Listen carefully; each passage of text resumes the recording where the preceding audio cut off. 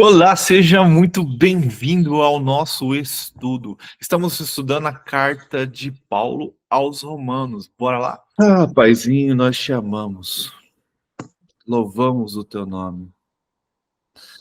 Como disse a música, para onde iremos, Pai? Hoje nossa vida é totalmente voltada aos teus olhos. É colocada em tuas mãos. Não tem lugar melhor para ir se não ser no centro da tua presença. A não ser diante de ti, Senhor. Nós desejamos, Pai, deixar tudo para trás para viver a tua vontade, para viver o teu querer. E como é difícil, Pai, porque realmente precisamos nos desprender daquilo que nos prende aqui para viver para ti, Senhor.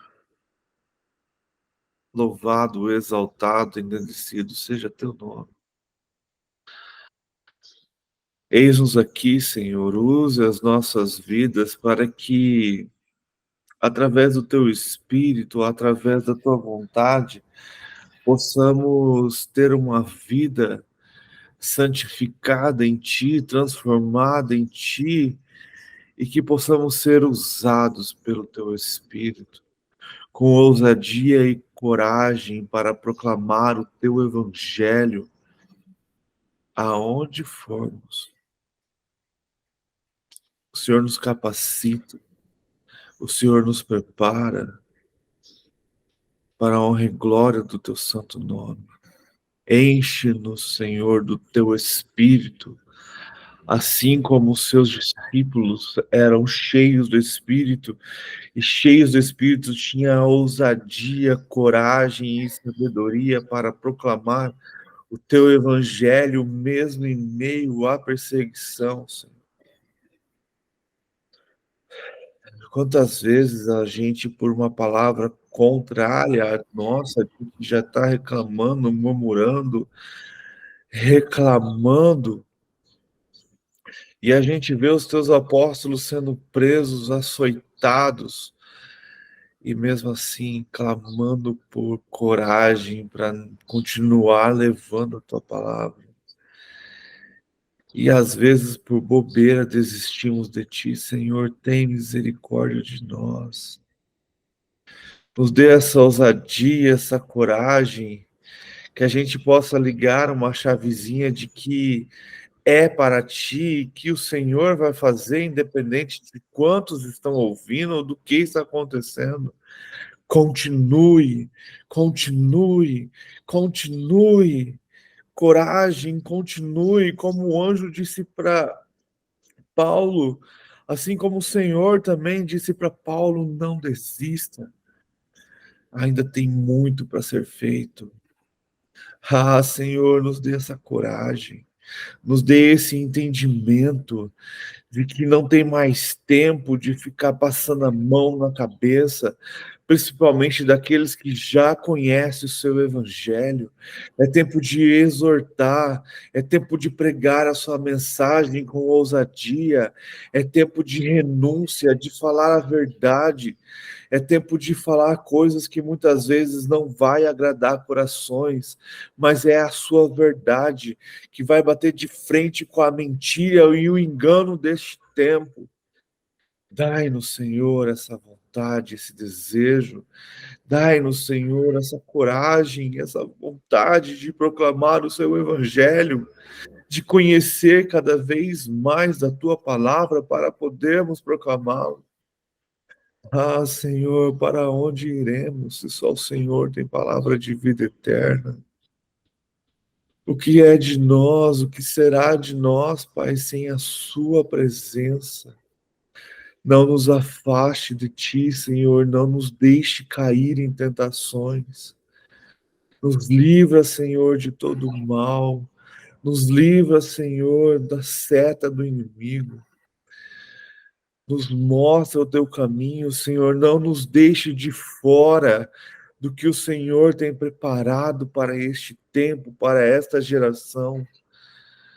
Santifica-nos, Pai, santifica-nos, Pai, santifica-nos. Nos rendemos a Ti, Senhor. Quebra os nossos corações. Nós ansiamos a Sua volta. Nós desejamos a Tua presença.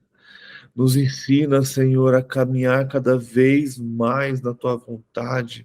Nos ensina, Senhor, a ser filhos maduros, cheios do Espírito Santo, para que o Senhor, para que o Seu Espírito possa derramar os dons sobre as nossas vidas, para que não sejamos enganados, para que possamos com ousadia profetizar, para que possamos cada vez mais ter mais fé em Ti, para que possamos ser usados pelo Teu Espírito para curar, para fazer sinais, para que haja transformações em nossos lares, ao nosso redor, Senhor.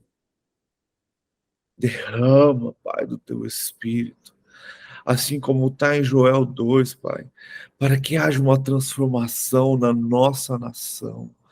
Perdoa, Senhor, o pecado do nosso povo. Perdoa, Senhor, o pecado desta nação idólatra, desta nação iníqua, desta nação carnal, Senhor. Deste povo que deseja mais a carne e as festividades do que ao Senhor. Tem misericórdia do Brasil, Senhor. Perdoa, Deus, este povo que deixou de buscá-lo verdadeiramente, de uma igreja folgada, de uma igreja mimizenta, Nutella, de uma igreja que só quer a hipergraça, que colocou o Senhor como servos e não entende que, na verdade, nós somos os teus servos. Oh, Deus, tem misericórdia deste povo.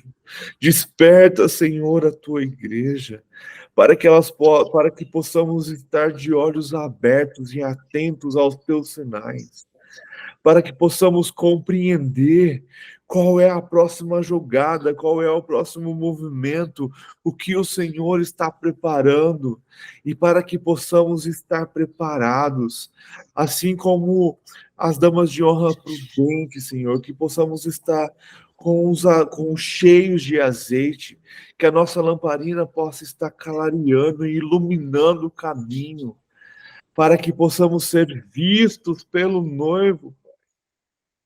Tem misericórdia da tua igreja, Pai, que está dormindo e que o azeite está acabando. Ah, Senhor, o tempo está acabando e é hora de estar cheios do seu azeite. Mas para isso é necessário clamar por misericórdia, é necessário arrependimento de um povo, arrependimento de uma nação, é necessário a unidade do corpo para que o seu evangelho seja proclamado para todo o reino, para que o seu evangelho seja proclamado a todas as nações. Tem misericórdia, Senhor, e traga paz para Jerusalém. Seja com aquele povo ao qual o Senhor tem um pacto de transformação. Move com os teus anjos naquele lugar, Pai, ao ponto do sobrenatural ser tão forte que nenhuma nação possa negar o teu mover e o teu agir naquele lugar. Que os teus anjos possam realmente transformar aquela guerra, aquela batalha, ao ponto de, como foi na Guerra dos 6 Dias, pessoas sendo transformadas e testemunhando ao ver anjos, Pai, lutando ao lado do seu povo, para a honra e glória do teu nome, para que o teu nome seja proclamado. E hoje, Pai, para que as pessoas vejam ao Senhor.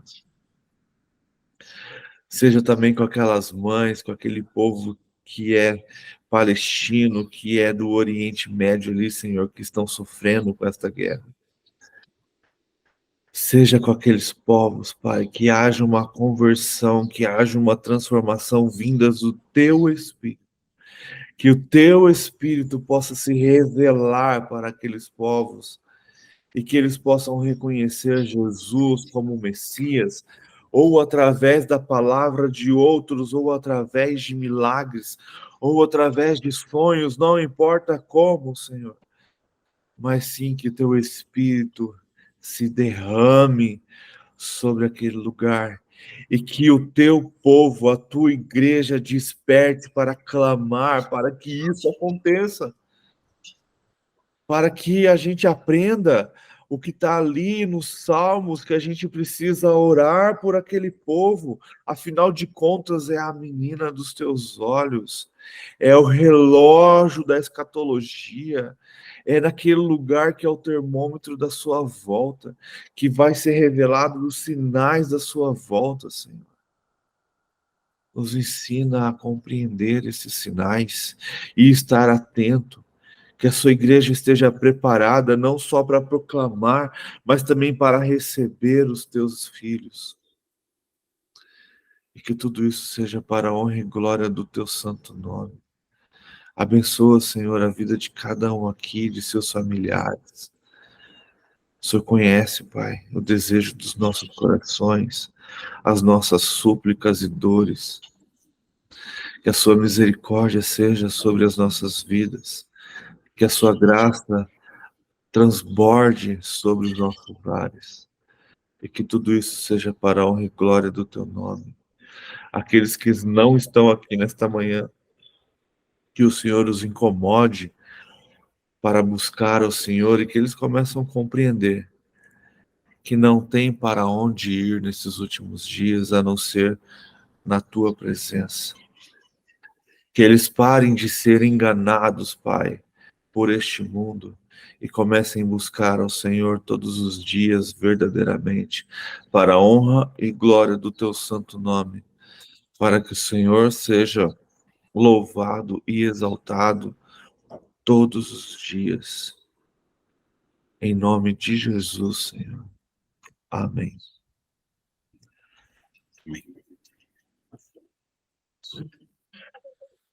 Então vamos lá, a gente está lendo Romanos. Então a gente já está vendo Paulo cada vez mais exortando as pessoas, o povo de Roma. E na verdade eu vejo uma maneira de, através dessas cartas, já que presencialmente ele não pôde estar, ensiná-los, né?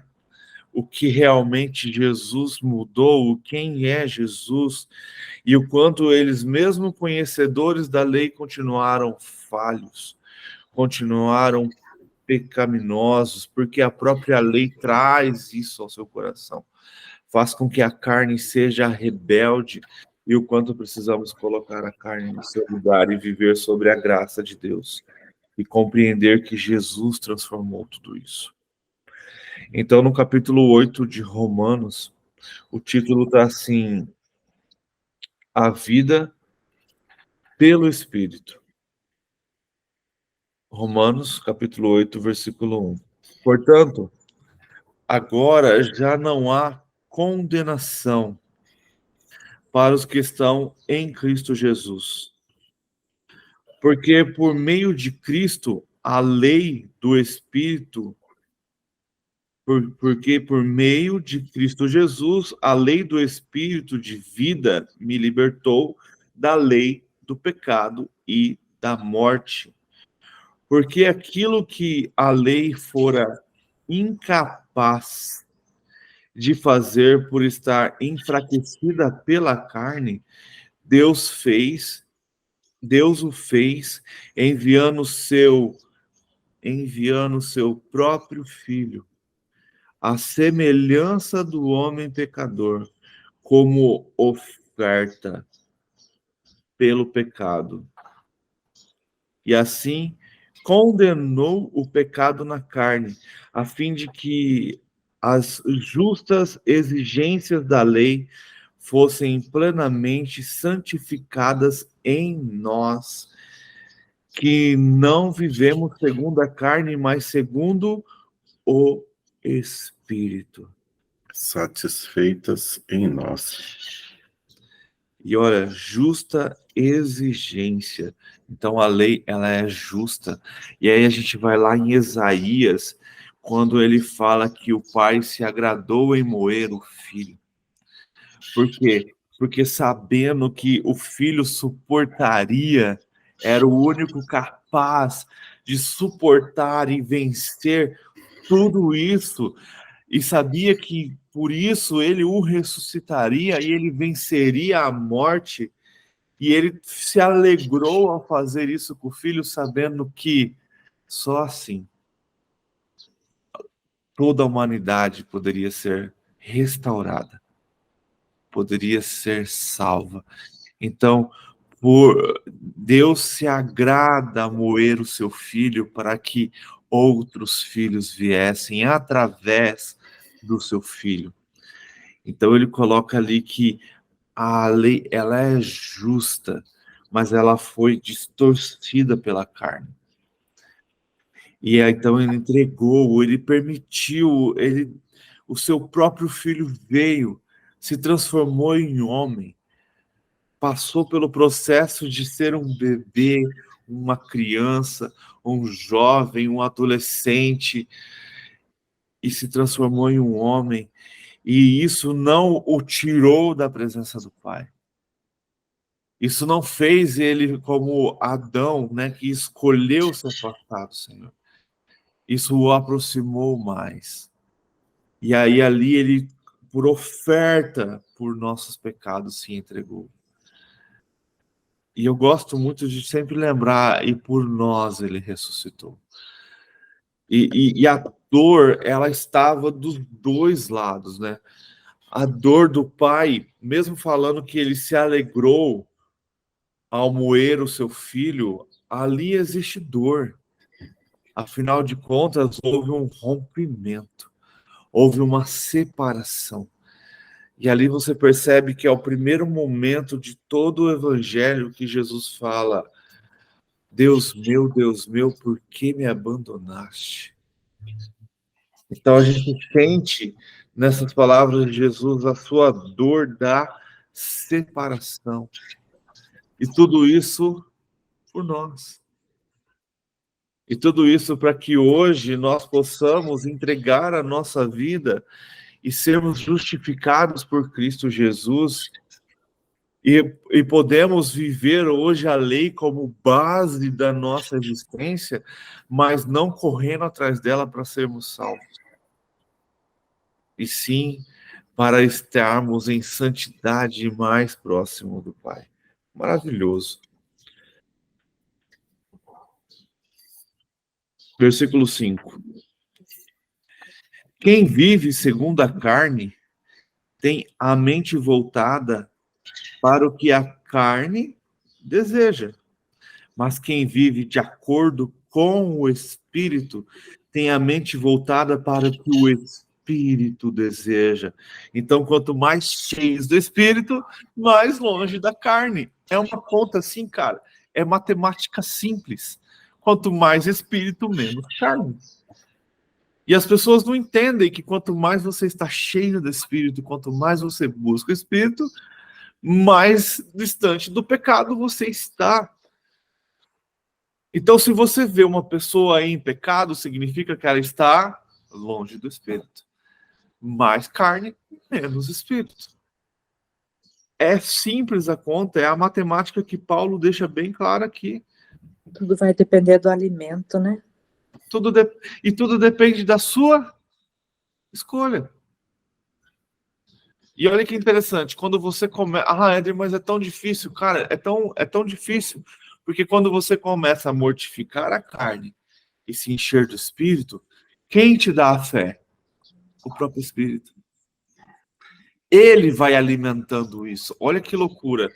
Você vai buscando, lendo a palavra, orando, e o Espírito vai aumentando em você esse desejo de fazer isso. Só que quando você tem preguiça, quando você dá desculpa para não acordar cedo, ou dá desculpa da correria para não orar, dá desculpa, às vezes, até para não ser domingueiro, né? De não nem ir na igreja no domingo, você está alimentando quem? A sua carne. E a sua carne sendo alimentada, o espírito vai se afastando. E mesmo assim, ainda temos relapsos, né? O espírito ainda... Oh, sabe o... Olha o que eu lembrei. Sabe quando o cara tem um ataque cardíaco, o cara passa a maquininha lá e dá aquele choque? O espírito, às vezes, parece que tem que fazer a mesma coisa. Tipo, você tá morrendo, ele vai lá, ô, acorda!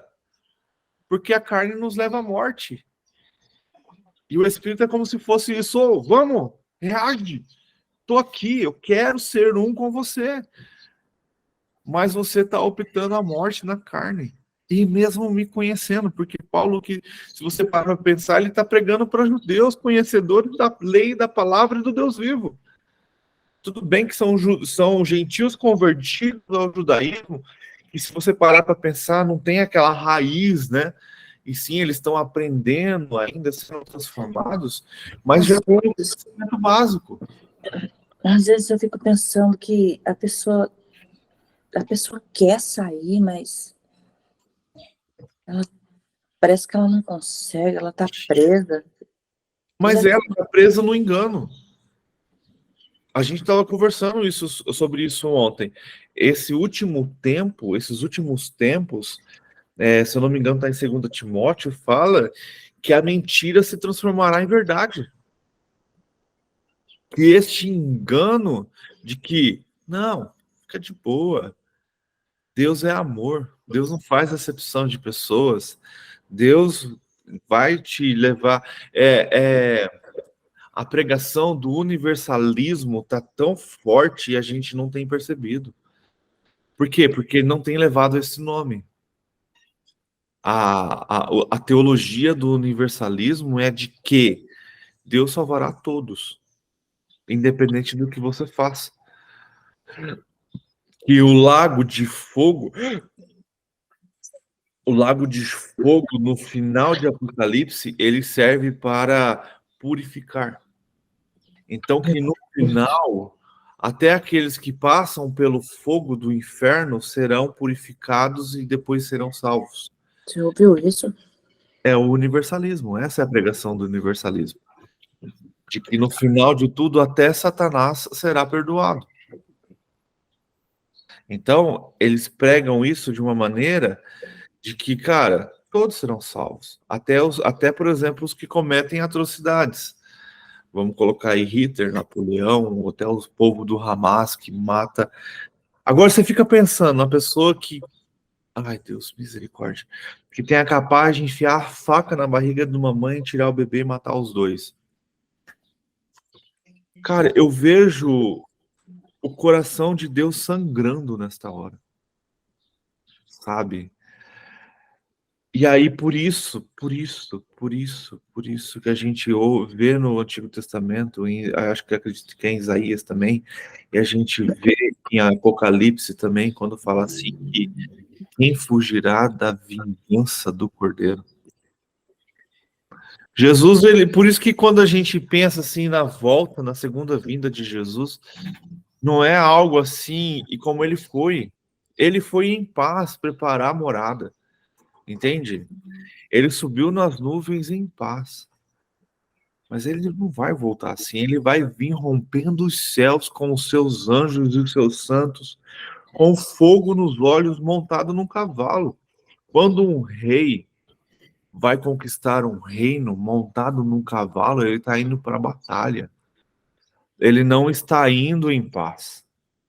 A gente viu isso ontem. Quando Jesus entra em Jerusalém, montado num jumento, ele está cumprindo a profecia de Zacarias 9, versículo 9, que é o rei que vem para conquistar o seu reino em paz.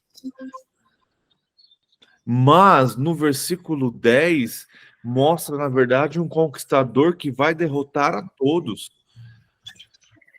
E ali era onde os judeus esperavam Jesus virando para Roma e batalhando para conquistar. E, na verdade, Jesus virou para o templo e foi limpar sua casa. Então, até hoje, Jesus ainda está purificando a sua casa para que quando ele voltar como um rei conquistador, eu gosto muito, se vocês já assistiram O Senhor dos Anéis, se eu não me engano, acho que é o 2, As Duas Torres, o final do filme, para mim, é o exemplo do Apocalipse. Eu acho tão forte, mas eu já vi tanto comentário que vou assistir. pega só o final.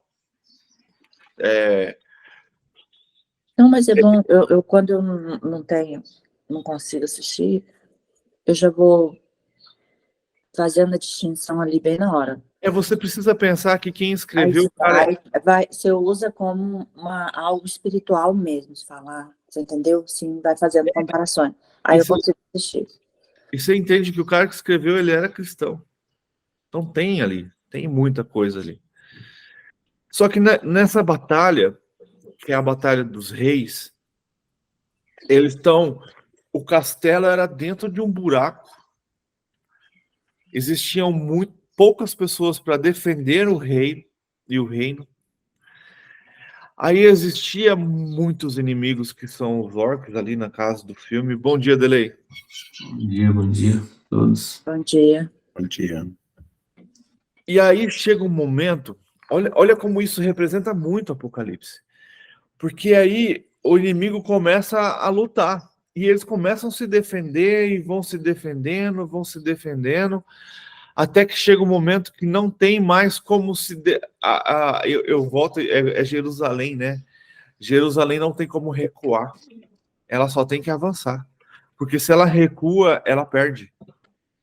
Por isso que as pessoas, é um absurdo o que Jerusalém está fazendo. Pô, o Brasil é fácil falar isso, olha o tamanho desse continente. Se ele recuar, vamos dar um exemplo. Se ele recuar um tamanho igual do Mato Grosso do Sul, para se formar e voltar a atacar, é um pedaço de terra que ele perdeu. Mas se Jerusalém recuar para se formar, ele perde tudo. É muito pequeno, não tem como. A única defesa de Jerusalém é o ataque.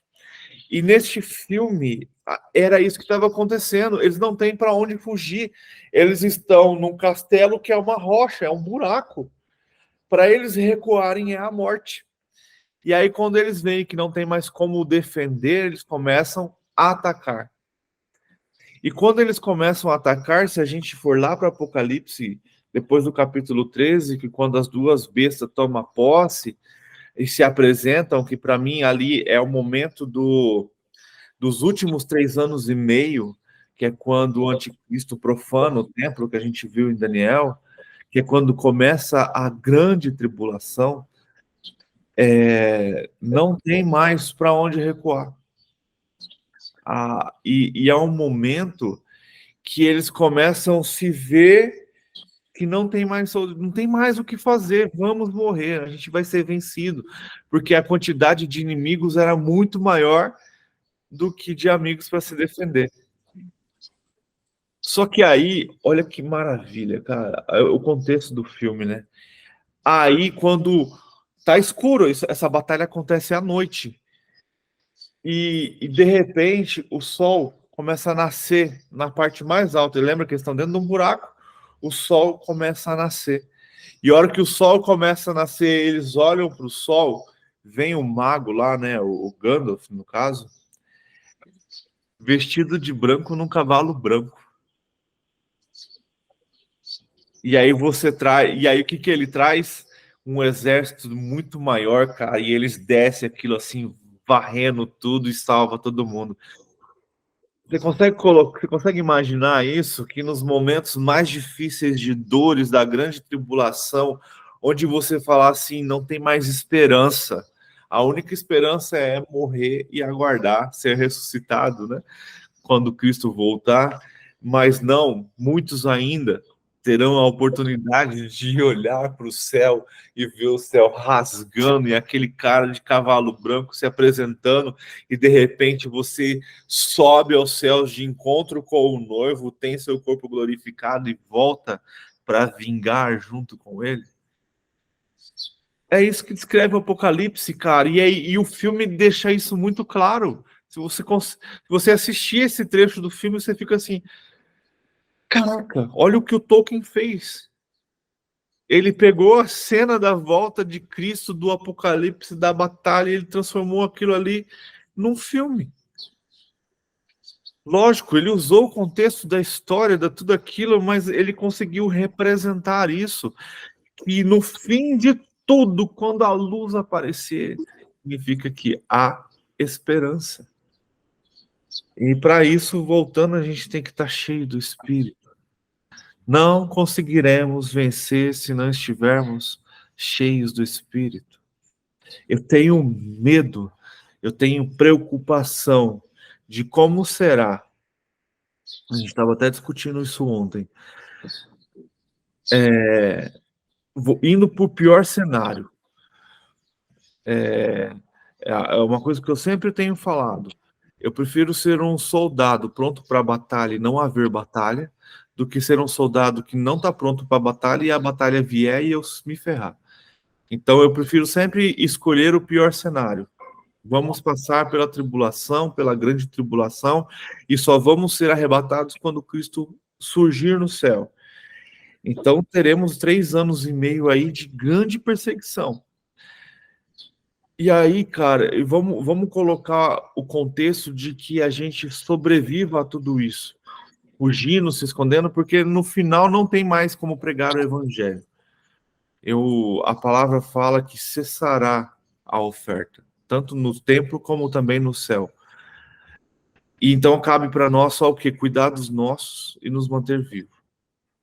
O que eu me preocupo? Com aqueles que não estão cheios do Espírito. O que será dessas pessoas? E a palavra fala, cara, que se você negar a Cristo, já era. Eu tenho um cuidado com essa palavra. Eu tenho medo. O medo, ele é algo, parece um nada, mas é uma coisa muito forte. Sim. Ele paralisa a pessoa. Então, eu tenho lutado para não, como que eu posso dizer? Para não usar essa palavra assim como uma posse. Tenho várias atitudes, assim, principalmente na oratória, sabe?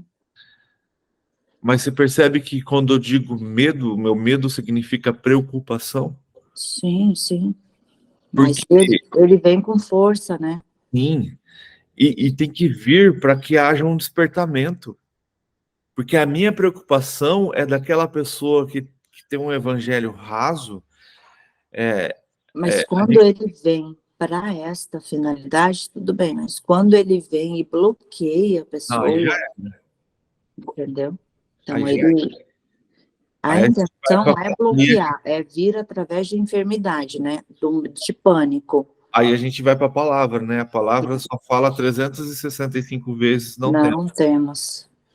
Então, me preocupa porque essas pessoas não conhecedoras da palavra, qual vai ser suas escolhas? De verdade, é preferível que elas tenham uma morte iminente, tipo assim, cai uma bomba e morra, do que ela ser capturada, torturada e negar a Cristo. Sim, Entende? sim. Então, nos últimos dias, até no meio do início das dores, que é o que estamos vivendo, se não haver discernimento do Espírito e voltados para o Espírito, muitos negarão ao Senhor. O amor de muitos se esfriará. Muitos. Lembra que Jesus fala em Mateus 10? Muitos Na amarão. verdade, hoje em dia, as pessoas já estão começando a negar, e não é através de palavras, porque elas sabem que as palavras a identificam mais, mas elas estão negando através das suas ações e atitudes. Aí é onde a gente vê lá, é o fruto. É, Você conhece o cristão pelo fruto. é. Mas aí lá em Mateus 10, Jesus fala: quem negar a si mesmo será salvo. Então a gente. E aí, lá em Apocalipse, o que a gente vê? Aqueles que eram cheios do Espírito, quando Jesus abre o 5º selo, aqueles que morreram, não em Cristo, mas morreram por Cristo. Então foram martirizados, tiveram a morte por não negar a Cristo, estão clamando por justiça e vingança, né? Como eu disse para vocês, quando Caim mata Abel, Deus vai confrontar Caim e fala o quê? O sangue de Caim clama por justiça. O sangue de Abel clama por justiça. Então, o sangue do justo derramado nesta terra clama por justiça diante do Senhor. Então, e aí é maravilhoso porque Deus dá vestes brancas para esses caras. Tipo, olha, vocês serão honrados pelo que vocês fizeram. Mas espera mais um pouco, porque ainda tem aqueles que morrerão na grande tribulação. Então ainda haverá santos e pessoas que por Cristo não negarão a sua, não amarão a sua própria vida, mas amarão a mais Cristo até morrer por ele. A palavra fala que nos últimos tempos, na grande tribulação, voltará até a guilhotina. Então, Eu não estou lembrada disso. sim, pessoas perderão a cabeça. Lá em Apocalipse fala assim: Literalmente? aqueles que perderam sua cabeça por Cristo. Sim. Literalmente. Lembra que a gente falou de Antíoco Epifânio? É apenas uma sombra do que Satanás fará. Eu não sou mais, para quem já leu Deixados para Trás, não gosto da teologia, mas vamos lá, tem cenas que ele coloca ali no livro, né? É igual o filme, né? É ficção, mas ele usa dessa história e coloca o anticristo colocando guilhotinas em todos os lugares, e quem não aceita a marca da besta, ele é colocado na guilhotina e perde sua cabeça, e isso é transmitido para todo mundo ver. Não sei se será assim, não, isso é só um contexto do livro, mas tem uma cena do livro que é maravilhosa, que um dos personagens principal, ela é capturada, e ela não nega Cristo mesmo em cima de torturas, e aí ela é levada para a guilhotina, e o marido dela está assistindo ela sendo morta. Aonde? Que filme? Não Deixado para Trás? É o livro, não é o filme, é o livro. Ah, porque no filme não lembro desse Não, o filme não conseguiu chegar nem no terceiro livro. São só 12 livros. Nossa. E aí, a história é muito boa. Convence muita gente. Eu acredito que hoje muita gente é convencida por causa desse livro. Mas vamos lá. Porque o livro acontece. Na hora que a guilhotina desce para matá-la, é como se os anjos descessem e com a sua luz não permitisse que as pessoas vissem a sua morte. Então, no livro relata que uma luz vem, clareia tudo de uma maneira que ninguém consegue ver nada. E aí é como se o anjo viesse, resgatasse ela e levasse embora. Lógico, seu corpo continua ali. Mas a morte em si, no momento da decapitação, ninguém vê. Isso é relatado no livro, né? É ficção. Mas é bonito. E eu creio que isso pode acontecer. Eu creio que isso pode acontecer. Porque serão dias perversos. Serão dias terríveis. Serão dias de lutas. Mas vamos continuar. Versículo 6. A mentalidade da carne é morte, mas a mentalidade do espírito é vida e paz. A mentalidade da carne é inimiga de Deus. Lembra que eu falo que a carne repele ao Senhor? Porque não se submete à lei de Deus. Então, enquanto não aceitamos Cristo Jesus, nós somos inimigos de Deus. Nem pode fazê-lo. Quem é dominado pela carne não pode agradar a Deus. Entretanto, vocês não estão sobre o domínio da carne, mas do Espírito. Se de fato o Espírito de Deus habita em vocês, olha isso. Então, Paulo está lançando uma dúvida. Se de fato o Espírito de Deus habita em vocês, então se realmente vocês aceitaram a Cristo e o Espírito de Deus habita em vocês, e se alguém não tem o Espírito de Cristo, não pertence a Cristo. Então, os frutos mostram quem você é, né? Mas se Cristo está em vocês, o corpo está morto por causa do pecado, mas o espírito está vivo por causa da justiça. Então, precisamos mortificar o nosso corpo e vivificar o nosso espírito. Versículo 11. E se o espírito dele, que ressuscitou Jesus dentre os mortos, habita em vocês, aquele que ressuscitou a Cristo dentre os mortos também dará vida a seus corpos mortais, por meio do seu Espírito que habita em vocês. Então, acabou. Então somos mortos, porque a carne nos traz a morte. Por isso que eu gosto de dizer que a gente já vive em meio a zumbis, pessoas que estão mortas vivas, né? Elas estão vivas, mas no espírito e no Senhor elas estão mortas. Eu vi um exemplo uma vez de que as pessoas que não creem no Senhor é como se fosse, elas têm uma venda e um tampão no ouvido e estão caminhando para o abismo. Por isso que é tão difícil pregar o evangelho, porque precisamos gritar com tanta força ao ponto delas tirarem o tampão e a venda e perceber aonde elas estavam indo e voltar. Então, são mortos caminhando para a morte eterna.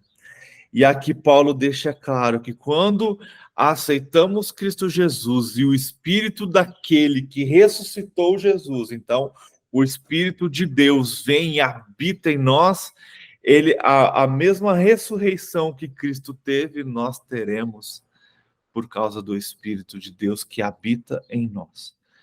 E às vezes a gente fica assim, eu quero ver Moisés, Davi. E eu gosto muito dessa, é até uma paráfrase, né, sobre isso. Eu quero falar com eles, mas eles vão olhar para você e vai perguntar assim, como que é? Mas como que é o quê? Ter o Espírito de Deus dentro de você. Aí você vai olhar para eles e vai falar, não sei, eu tinha. Ou você vai falar, era maravilhoso ser cheio dele todos os dias e buscá-lo e sentir a sua presença todos os dias. Muitos vão dizer, normal. Nem sentia ele. Por quê? Porque não buscavam ser cheios. Estavam apenas fora do lamaçal. Escaparam da ira de Deus. Mas nunca se atentaram que a salvação é apenas o primeiro passo para algo maravilhoso e algo gigante. Por isso que eu falo, não seja apenas salvo. Porque ser salvo é maravilhoso, mas é apenas o início de uma jornada gigante, tremenda, com o Espírito e com Jesus.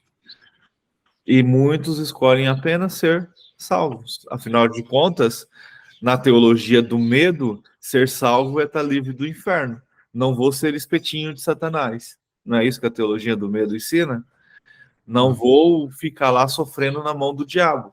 E não vou fazer tal coisa para não ir para o inferno, mas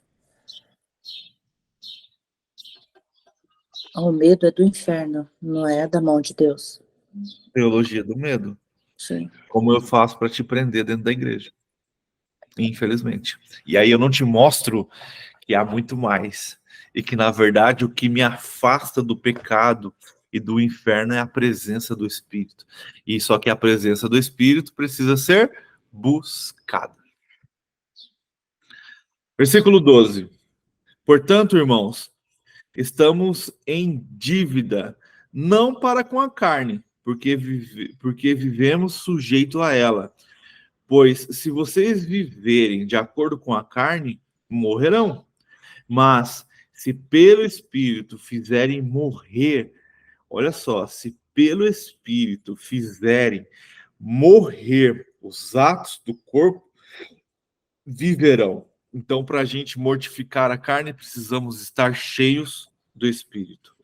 Porque todos os que são guiados pelo Espírito de Deus são filhos de Deus. Pois vocês não receberam um espírito que os escravize para novamente temerem, mas receberam um Espírito que os torna filho por adoção, por meio do qual chamamos Abba, Pai. Meu tá clamamos. Clamamos mesmo. Pelo meio pelo qual clamamos Abba, ou Pai. O próprio Espírito testemunha ao nosso Espírito. Olha só. O próprio Espírito de Deus testemunha ao nosso Espírito que somos filhos de Deus. Se somos filhos, então somos herdeiros. Herdeiros de Deus e cordeiros com Cristo. Se de fato participamos do seu sofrimento, para que também participamos de sua glória.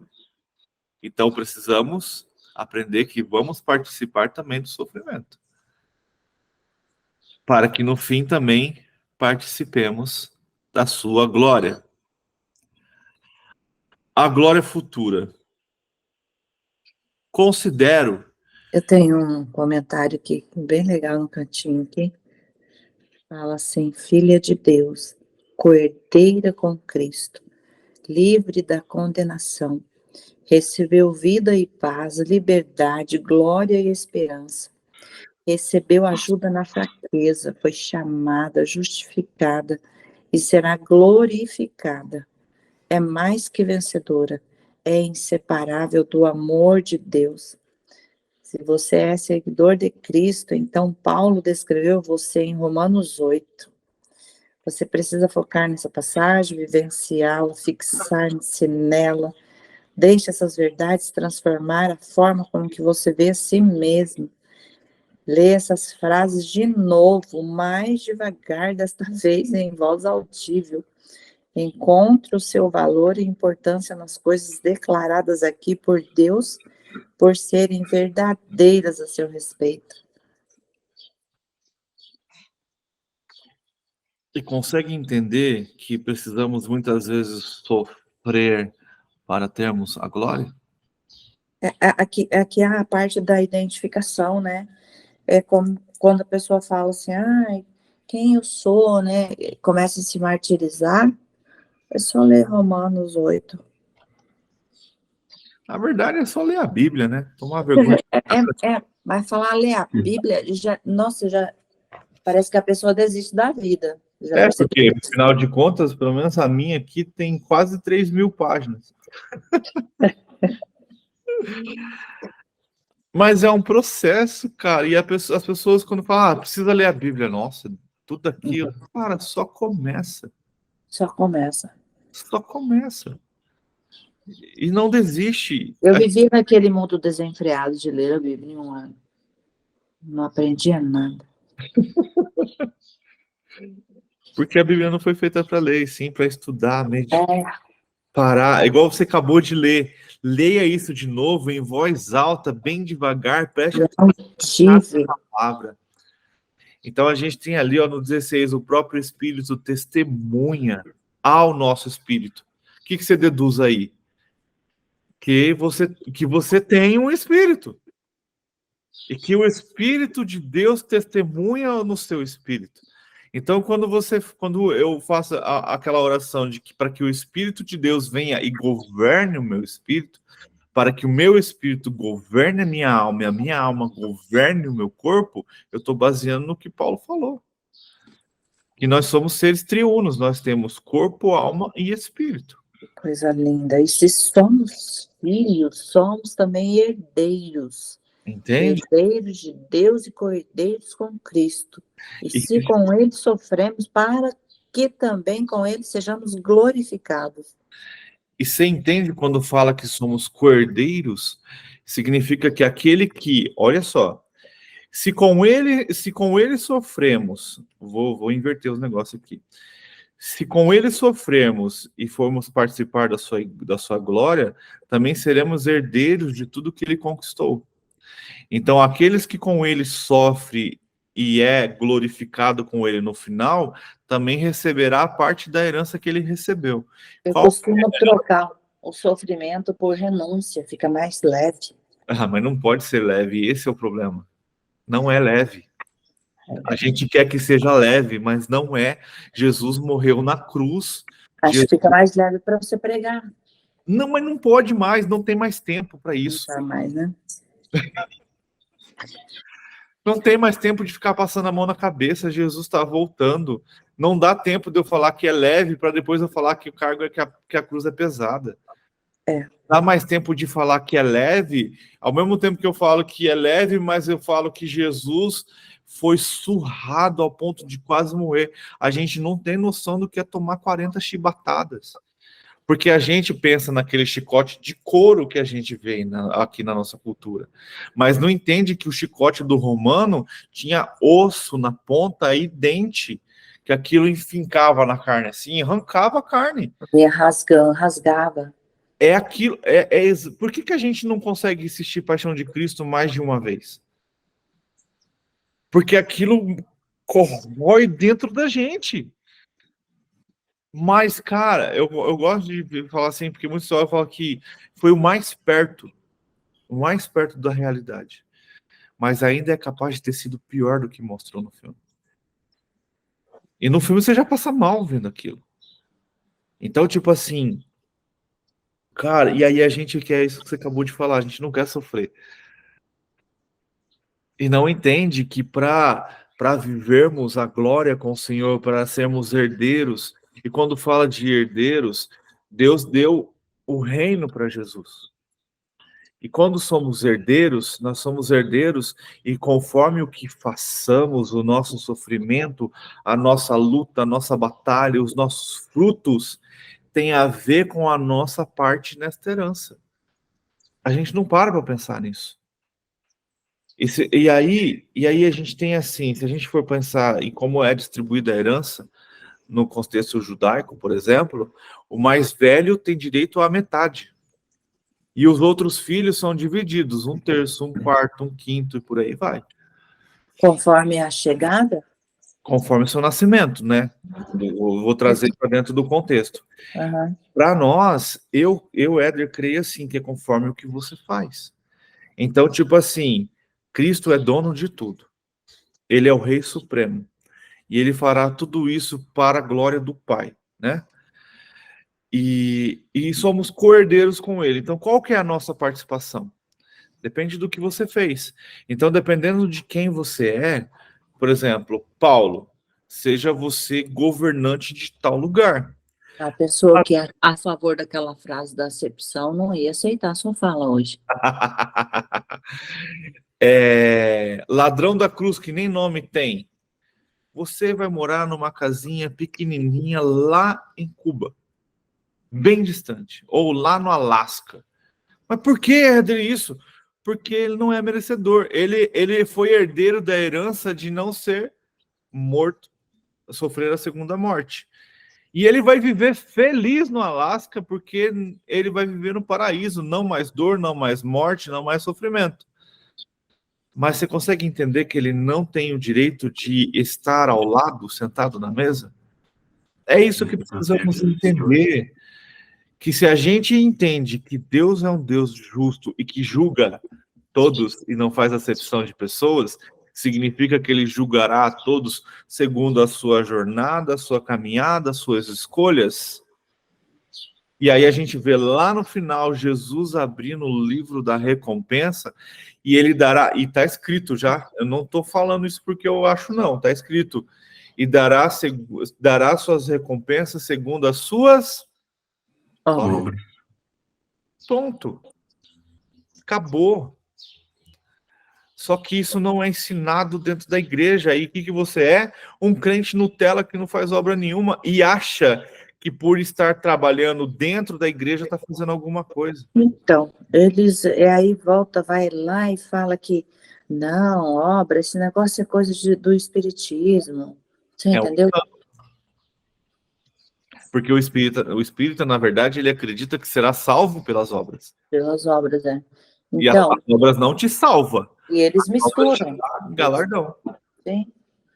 Entende a diferença? É essa a diferença que precisa ser pregada, é essa a diferença que precisa ser entendida. E é o que Paulo está falando aqui. E aí que se a gente continua lendo a Bíblia, é isso que a gente vê, né? Vamos continuar, senão a gente não acaba hoje. Versículo 18. Considero que os nossos sofrimentos atuais não podem ser comparados com a glória que nos será revelada. Olha isso. Então não importa sofrer. É igual às dores de parto de uma grávida. Ela sofre e nos últimos momentos antes do parto, quem já esteve numa maternidade, você ouve gritos de morte. É desejar a morte. Mas quando o filho nasce, a glória é revelada, aquilo tudo passou.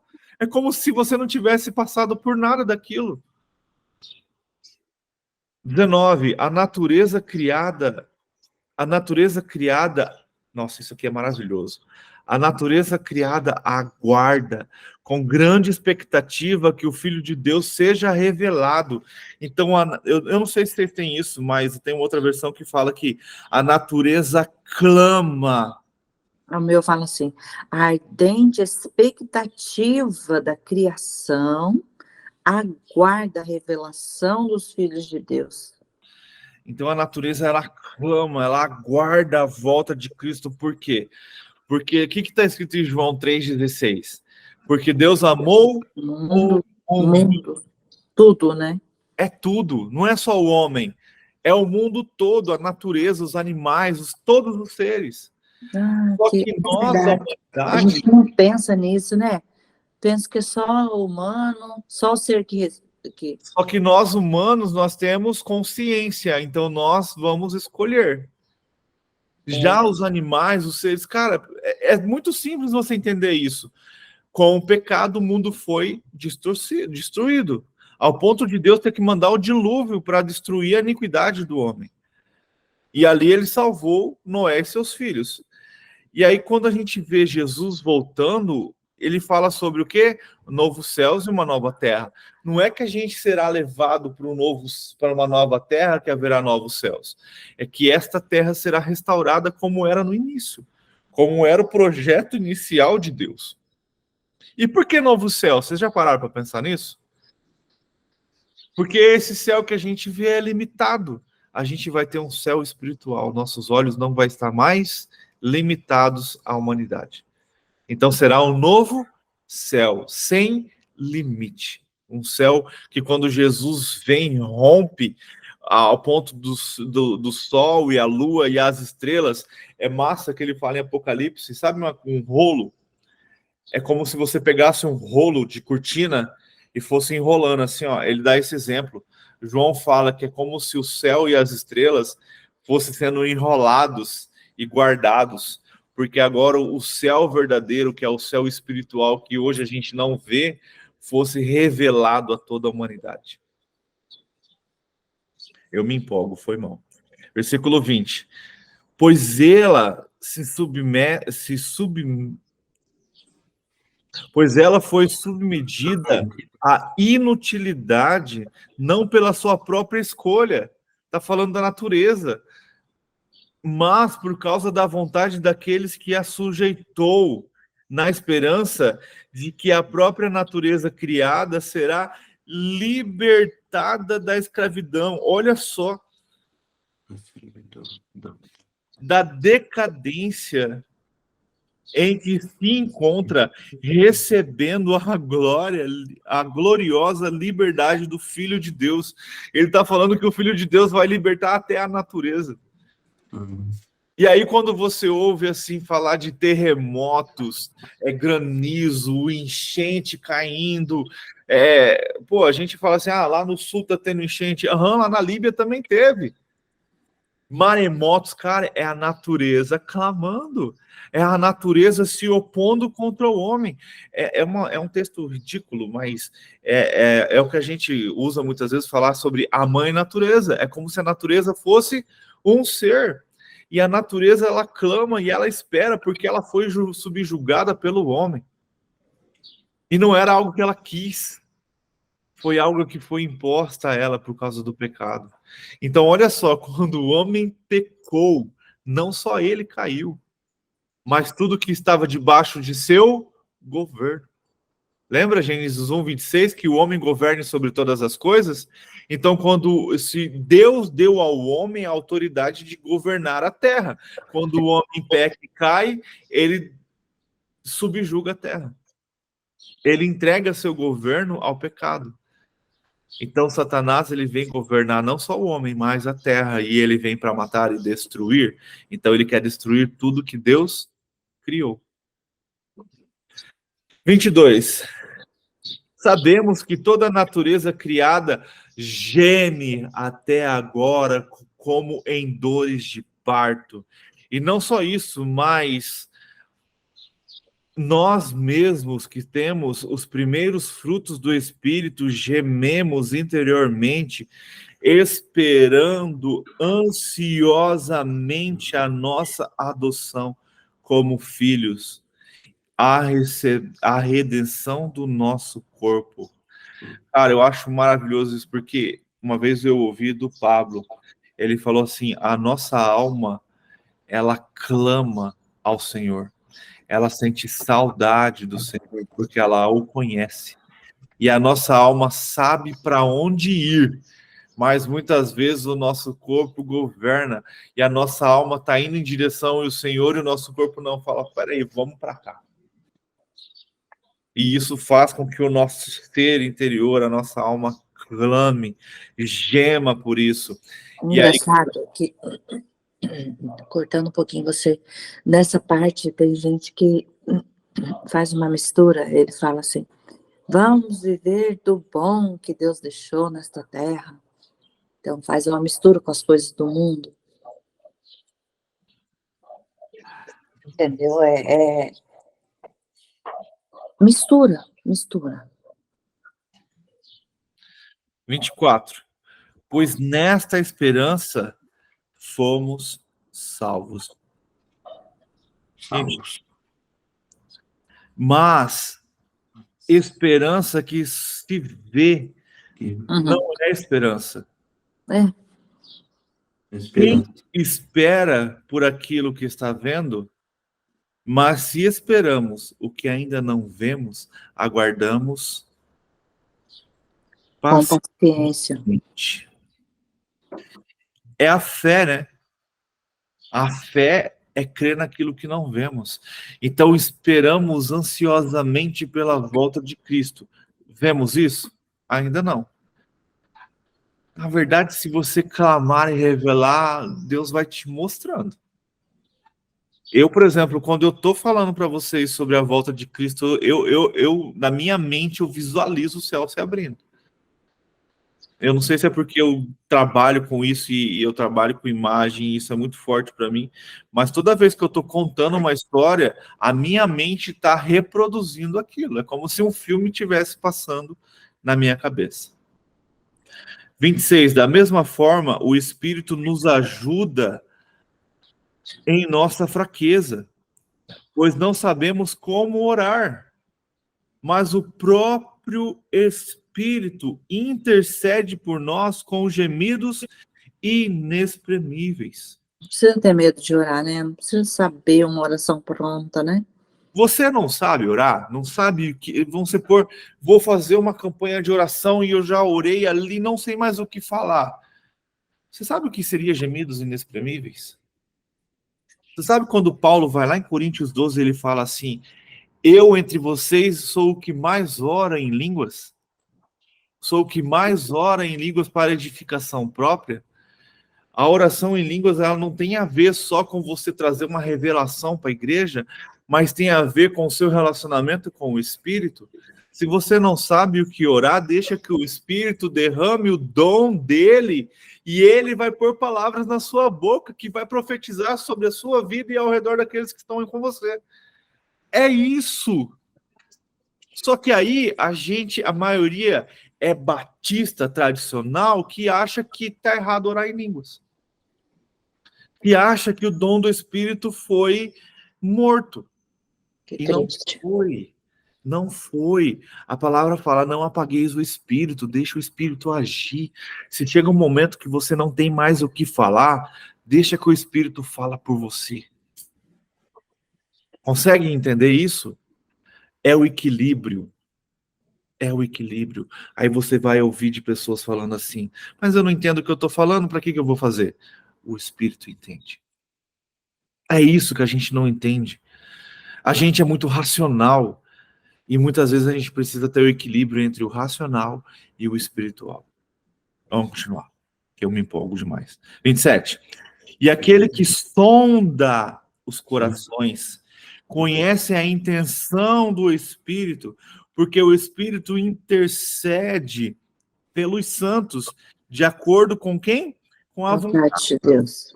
de Deus. Eu já não tenho mais onde rabiscar a minha Bíblia. Por mim, eu pegava um pincel gigante e fazia assim. Porque tudo aqui fala comigo, cara. Tudo é maravilhoso. 28. Sabemos que Deus age em todas as coisas para o bem daqueles que o amam, dos que foram chamados de acordo com seu propósito. Pois aqueles que de antemão conheceu, também os predestinou para serem conformes à imagem de seu Filho, a fim de que ele seja o primogênito entre muitos irmãos.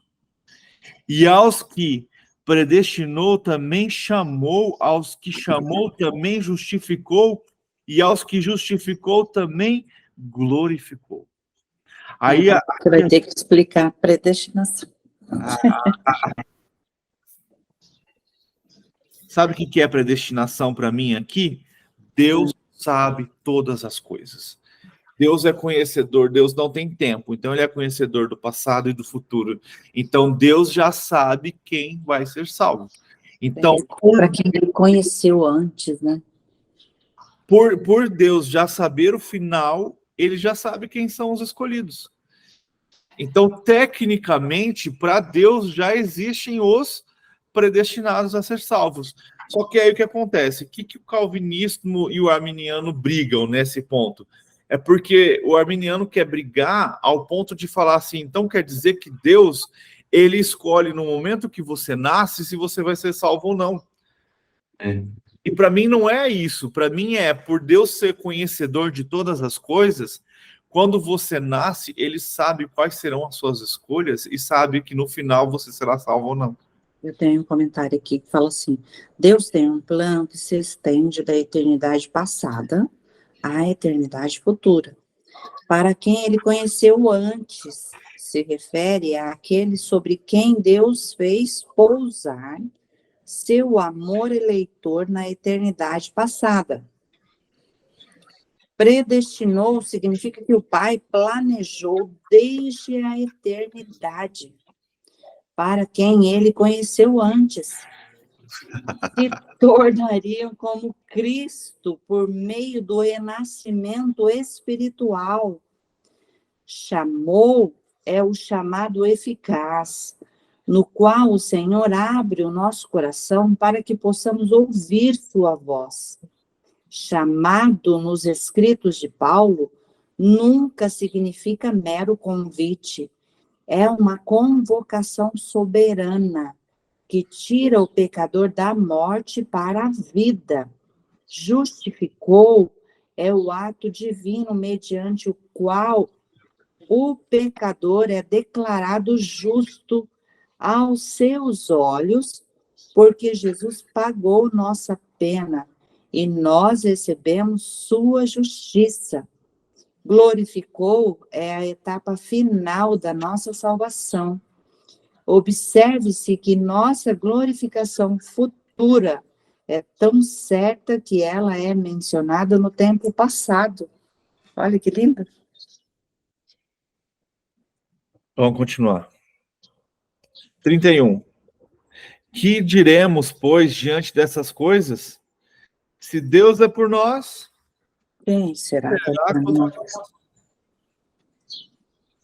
Aquele que não poupou, olha isso, aquele que não poupou o seu próprio filho, mas o entregou por todos nós, como não nos dará juntamente com ele de graça todas as coisas, quem fará alguma acusação contra os escolhidos de Deus?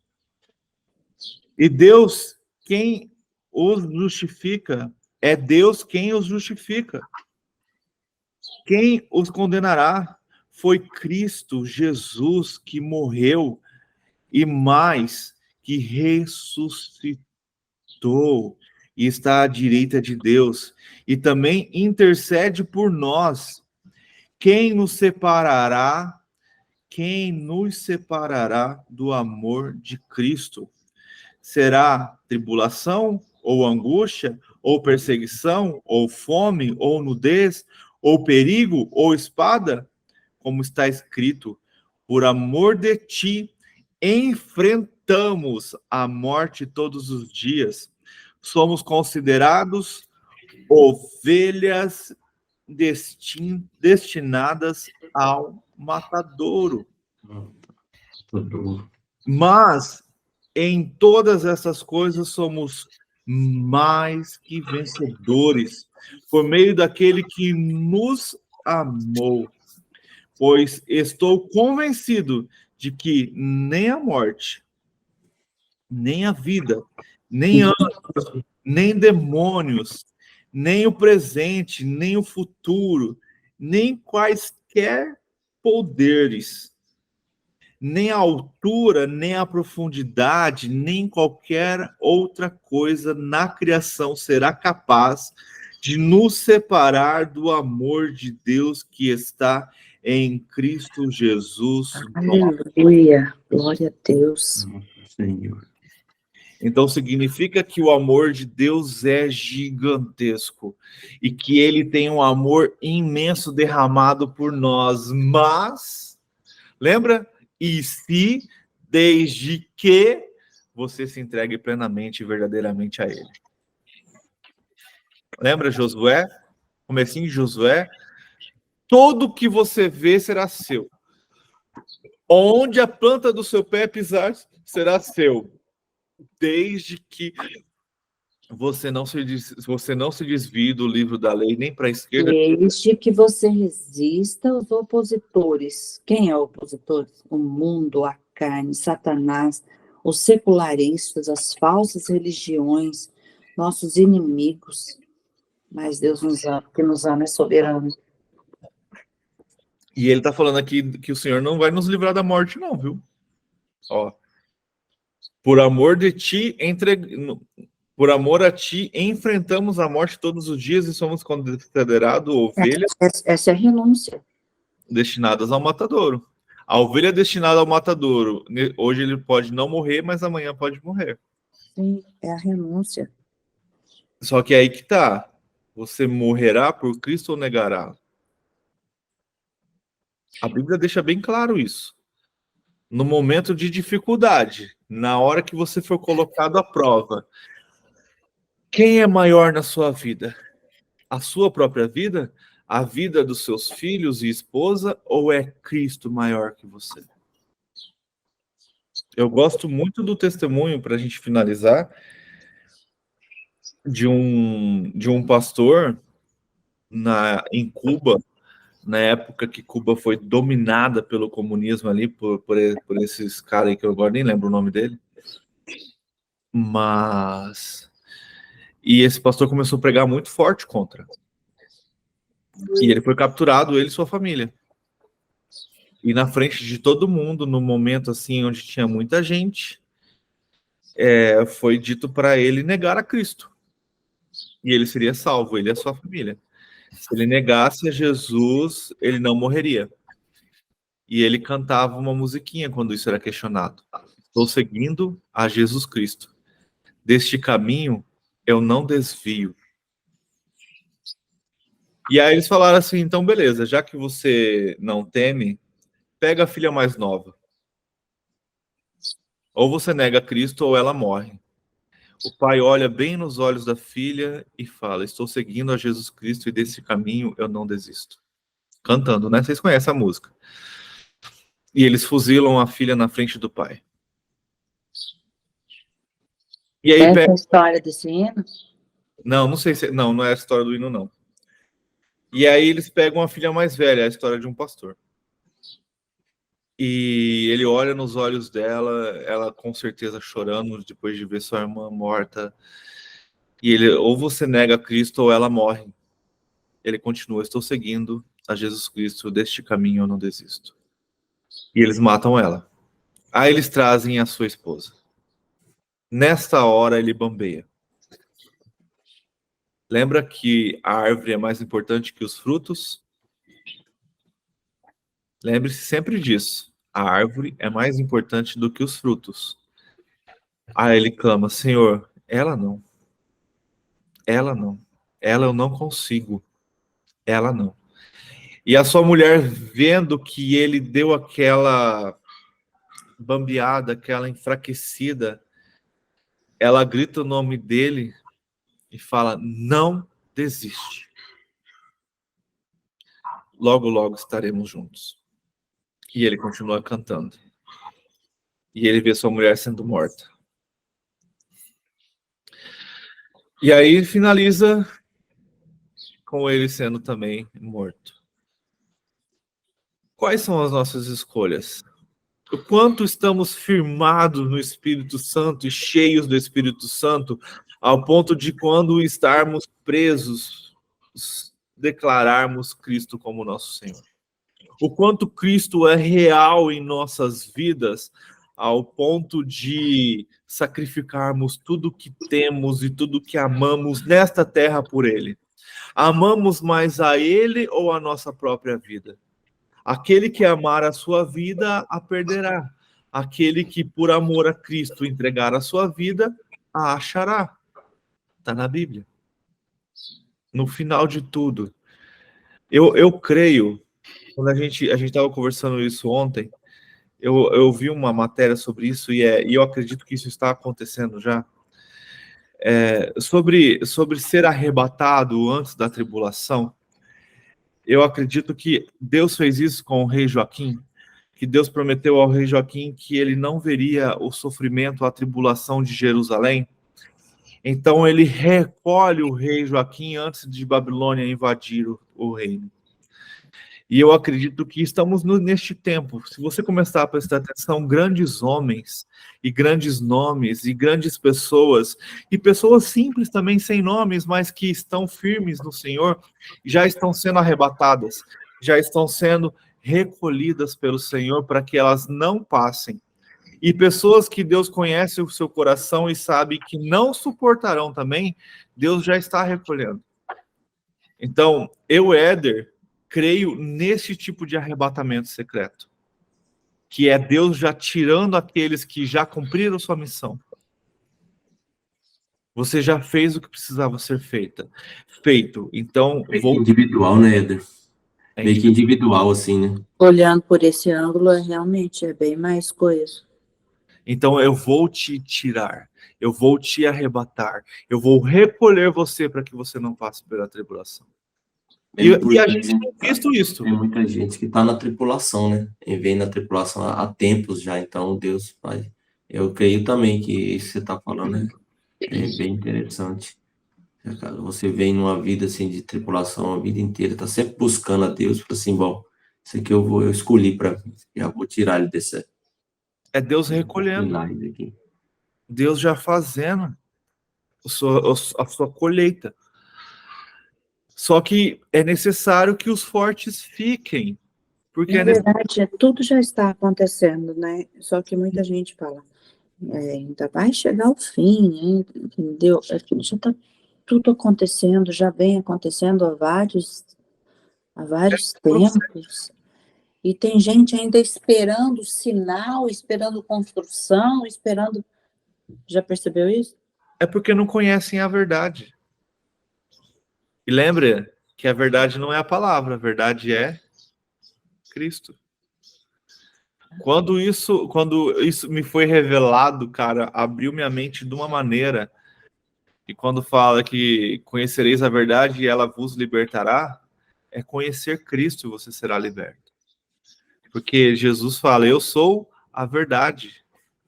O caminho, a verdade, a vida. A luz e a vida. Então, tipo assim, conhecereis a verdade e ela vos libertará. Então você só será livre verdadeiramente quando você conhecer a Cristo verdadeiramente. Mas aí tá ligado, para conhecer a Cristo você tem que ler a palavra dele. Sim, é tudo junto. É. Eu não estou Tem que falando isso. buscar, Mas tem muita você tem gente, que buscar todo o vou tempo. usar o seu próprio exemplo, Beth. Tem muita gente que lê a Bíblia em um ano e não conhece a Cristo. Por quê? Porque fez uma leitura superficial. É Não, simplesmente leitura, né? não parou para pensar que Paulo está falando aqui de João 3,16, quando ele fala que a natureza aguarda a volta de Cristo. Às vezes a gente acha que só a gente está aqui esperando a volta de Cristo. Não. A natureza, e ela está cada vez mais gemendo. Ela já não aguenta mais ao ponto de você ver essas catástrofes acontecendo. Não sei se Até vocês quando você estão olha vendo. aquele sol todo quebradiço, dá para imaginar isso, como ele está sofrendo. A Eu não sei se natureza é a que mais clama, né? Na verdade, as pessoas Eu, não, mas a eu natureza é nunca a que pensei mais está sobre clamando. isso. Nunca pensei sobre isso. Eu não sei se vocês perceberam, mas vulcões inativos estão começando a dar sinal de vida. E aí a gente vê o que, cara, tá muito perto. Tá muito perto. E aí a gente já tá reclamando desse calorzinho. Mas a Bíblia fala que o sol vai queimar a ponto de criar úlceras. A gente está vivendo o início das dores. Para mim, o início das dores é o que a gente já estudou, é a sombra do que vai acontecer. O Covid-19 foi a sombra do que vai acontecer. Esta pequena guerra é a sombra do que vai acontecer. As outras guerras, a primeira e a segunda, se você estudar mais profundo sobre elas, tudo é um preparo para o que ia acontecer, e para o que vai acontecer, e para o que está acontecendo. Então, lembre-se, as dores de parto são dores. E mesmo na maioria só vai buscar na dor, né? Só vai querer conhecer Cristo e vai buscar Cristo só na dor mesmo. Então, por isso que a terra acaba Infelizmente, primeiro, e aí vem essas coisas acontecendo tudo aí, os sinais acontecendo aí. Ah, puta, tá doendo, igual você falou. Já mas delay. estão reclamando desse calorzinho aí. Então, vão aprender com a dor, vão buscar Cristo só na dor mesmo. Não vai ter Mas jeito. infelizmente, cara, eu vou te contar uma história. No final, nem a dor. Tem gente que é duro mesmo. E a palavra fala que no final, mesmo com a ira do Senhor sendo derramada, eles vão continuar blasfemando. Uhum. Mesmo sofrendo, mesmo sendo avisados, eles vão continuar Então, negando. são esses que não foram escolhidos? Aí você está falando de predestinação. Aí, quando, porque Não, mas são para esses que ele tapou os ouvidos para não compreender a parábola? pode ser? Os coração endurecido, né? Os caras não creem de jeito nenhum, não acreditam em Deus. Porque não Sabe, tem Deus não coração existe. endurecido que o Espírito Santo não quebre, né? E se as pessoas continuam, é porque realmente Mas aí que tá. Lembra-se que o Espírito Santo é educado. é educado. É, entendi. Então, tipo assim, mesmo ele querendo, ele precisa que você aceite. E aí bate na porta, né? Como que você... Isso mesmo, ele bate a porta, você tem que abrir. Então, como que ele converte, por exemplo, hoje tem convertido um muçulmano e um judeu através de sonhos? Antes do sonho vir, ele já ouviu falar. Você pode ouvir o testemunho das pessoas. Antes do milagre acontecer, ou algo sobrenatural que vai o convencer, porque lembra-se que não é a gente que convence, ele de alguma maneira já ouviu falar de Cristo. Ou é um parente que se converteu, ou é algo que o transformou, ou é algo que ele visualizou, que aquilo fez com que algo queimasse em seu coração. Ou ele sonhou, né? Dormindo. Então veio o Espírito Santo e através de sonho o revelou. Tenha um bom dia, Rose, a gente já vai terminar também. Então é isso. Então eu creio nisso, sabe?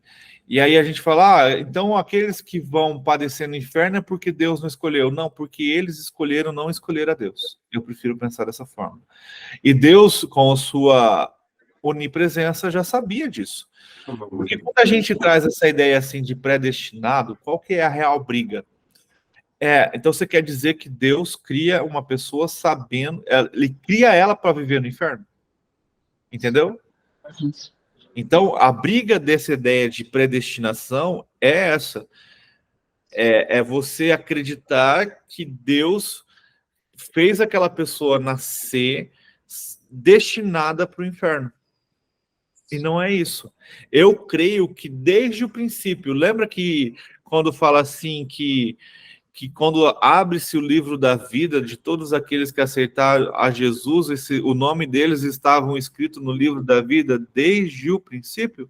Desde a fundação do mundo. Então eu creio que o nome de todos está escrito no livro da vida. Só que lembra-se que Jesus fala também assim, que aquele que persistir até o fim, o seu nome não será apagado? Então significa que o nome de todo mundo está escrito, mas no final, se a sua escolha for negar, seu nome será apagado. Entendeu? Então, isso é predestinação. É entender que Deus sabe de tudo. Então, para Deus, ele sabe que você nasceu e, infelizmente, você vai seguir o caminho errado.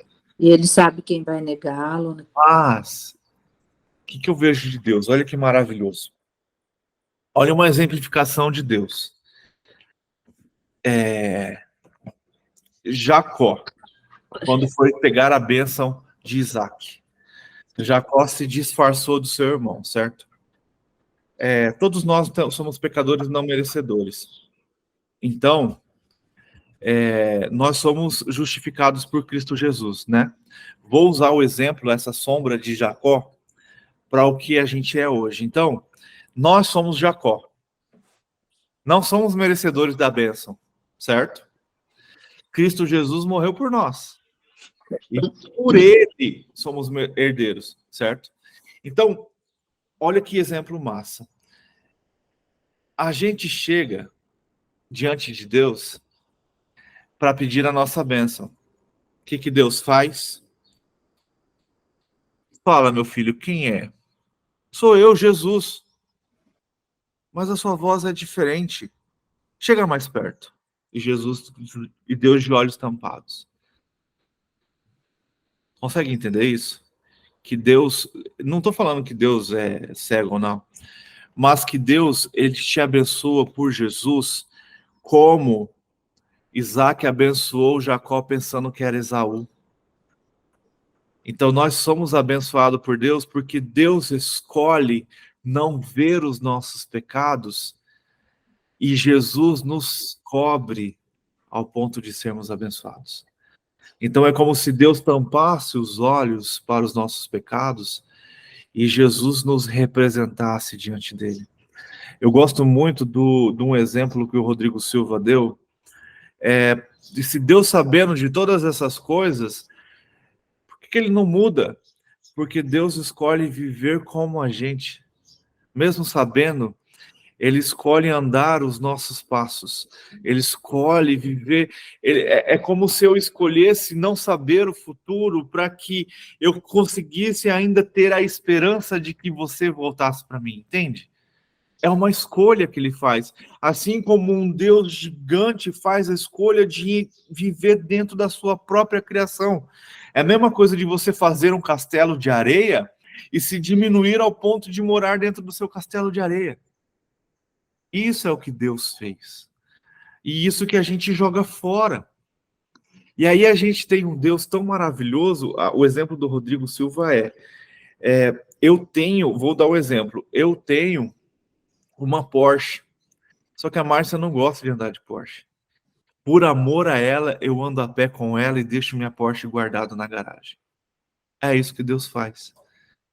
Deus tem todo o poder para fazer o que ele quiser, mas por amor a nós, ele deixa o seu poder e anda com a gente, na nossa humilde, na nossa vida pecadora e na nossa pequena vida. Fechou? Vamos estar terminando?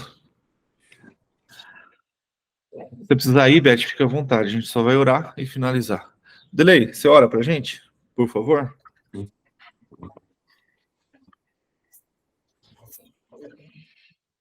Mas estamos aqui buscando na sua presença, Pai, todos os dias, incansavelmente. Pai, agradecemos grandemente todo esse entendimento que o Senhor nos traz. Obrigado, Pai, por tudo que tem feito por nós, por esse grupo, por essa família, a família do Éder, do Diego, da Elizabeth, de quem não pôde entrar também, que venha espertar um pouco da sua atenção para compartilhar com a gente, aprender sobre Ti, Senhor. Muito obrigado por tudo que tem feito, Pai, por nos acordar de manhã, por abrir os olhos, por estar aqui aprendendo um pouco de Ti, Pai. Muito obrigado por tudo. O Senhor é o único digno de ser exaltado, de ser louvado, de ser glorificado. Pai, venha com seu flor de bondade e enche nossos corações do Espírito Santo para que nós tenha sabedoria, discernimento da palavra e busque o Senhor a todo tempo para não sermos enganados. Obrigado, Pai, por tudo. Abençoe o nosso dia grandemente, Pai, para que podemos ficar na espera e de sentinela e de prontidão para a Tua volta, Pai. É muito maravilhoso a Tua glória, o Teu perdão. Nos ensina cada dia mais, nos capacita, Pai, para fazer o Teu querer, a Tua vontade.